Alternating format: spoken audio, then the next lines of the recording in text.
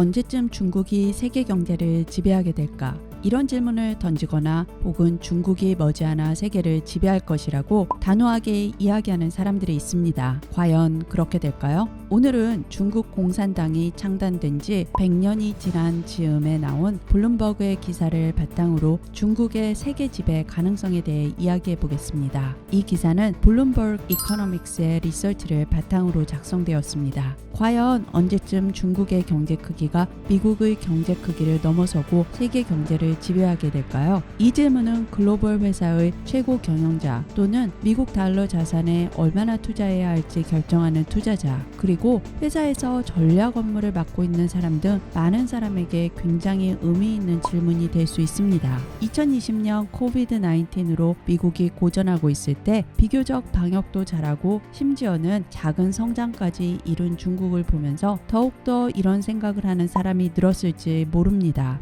블룸버그 이코노믹스에 따르면 중국의 시진핑이 성장을 부추기는 개혁을 하는 반면에 미국의 바이든 정부가 인프라를 새롭게 구축하고 노동력을 확장하지 못한다면 2031년쯤에는 중국의 경제가 미국을 앞서게 될 것이라고 예측했습니다. 하지만 말처럼 쉬운 일은 아닙니다. 중국은 관세 등 글로벌 무역을 저지하는 요소들로 인해 글로벌 시장 및 최첨단 기술에 대한 접근이 어렵고 코비드-19에 대응하기 위해 진행된 부양책으로 엄청난 부채가 쌓여 있는 상황입니다. 시진핑의 개혁 실패, 글로벌 시장에서의 고립, 그리고 금융위기는 중국이 최고의 자리에 가기 전에 그 행보를 멈추게 할 수 있습니다. 게다가 중국의 GDP 숫자가 부풀려진 가능성이 있다고 생각한다면 이 가능성에 무게가 더해집니다. 그래프에서 미국의 GDP가 100이라고 했을 때 각 다른 시나리오에 따라서 중국의 가능한 GDP를 볼 수 있습니다. 아주 긍정적인 경우라면 2050년 중국의 GDP는 미국의 1.5배가 되겠지만 최악의 경우 미국의 64% 정도로 예상하고 있습니다. 경제 성장에는 크게 세 가지가 영향을 미친다고 할 수 있습니다. 첫 번째는 노동인구입니다. 두 번째는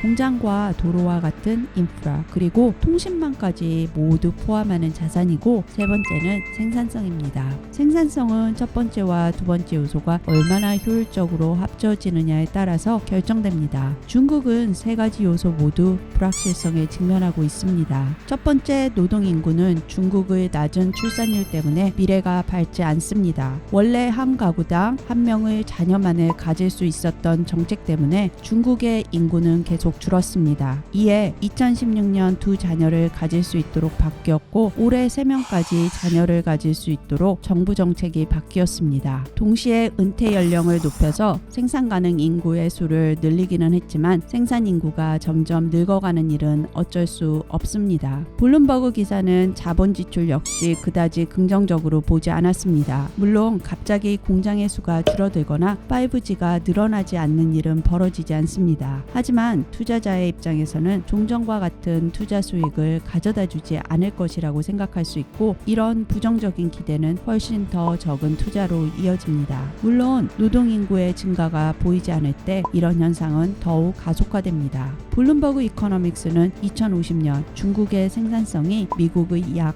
75% 정도에 달할 것이라고 예상합니다. 그래프에서 보듯이 중국의 생산성은 일본이나 한국과 크게 다르지 않을 것으로 보고 있습니다. 여기에 더해 중국의 홍콩 보안법 등을 둘러싼 국제사회의 지탄과 인권 문제, 그리고 심지어 코비드를 만들어낸 국가라는 의심까지 받고 있습니다. 중국에 대해서는 극단적으로 비관적인 혹은 극단적으로 낙관적인 전망이 난무합니다. 하지만 기사에서는 IMF 또한 최악의 경우 중국과 미국의 대립은 세계를 두 편으로 가를 것이고 중국의 성장에 엄청난 영향을 줄 것이라고 예측한 내용을 언급하면서 주장을 뒷받침합니다. 이러한 예측이 맞다면 중국은 절대로 넘버원 경제대국이 되지는 못하겠죠. 이 기사에서 지적한 세 가지 문제점을 중국 정부가 어떻게 극복하고 대처하는지 잘 지켜봐야 하겠습니다.